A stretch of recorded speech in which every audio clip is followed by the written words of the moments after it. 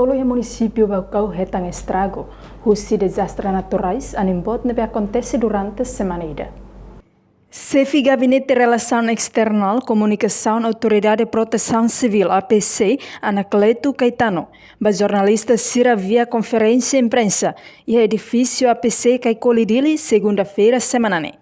Dados desastres naturais ne, hahuhu si loron ruanulo to loron ruanulo resineng, fulang ne, nebe Autoridade de Proteção Civil Nacional Simo, husi município Baucau, ho total uma tolo maquetang estrago. Durante a semana ida, se dia 20 ou dia 26 de dezembro.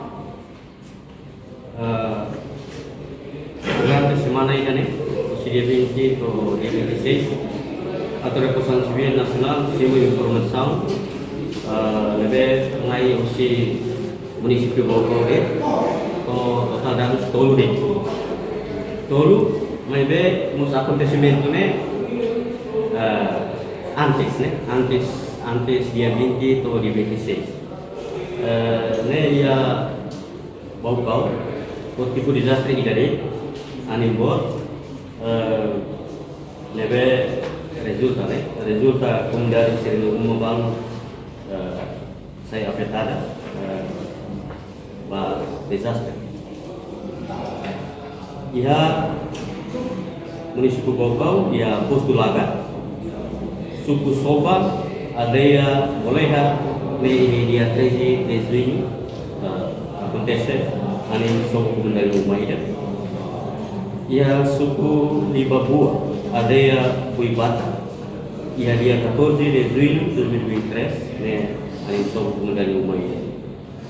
Ia mos posto Kelikai, suku Namenei, aldeia Sirilaku, dia 10 de junho de 2023 acontece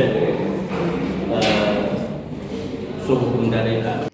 Enquanto total dados susifulan janeiro to junho, tinane hamutu krihung ida atau sida walonolo resineng. No tambah dados ne simo ikus nune autoridade município.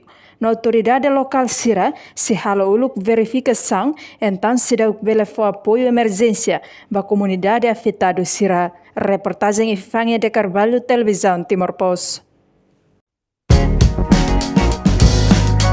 Janela Informação, bem roto. Atau tem informação atual dia Clio, que tahaluha.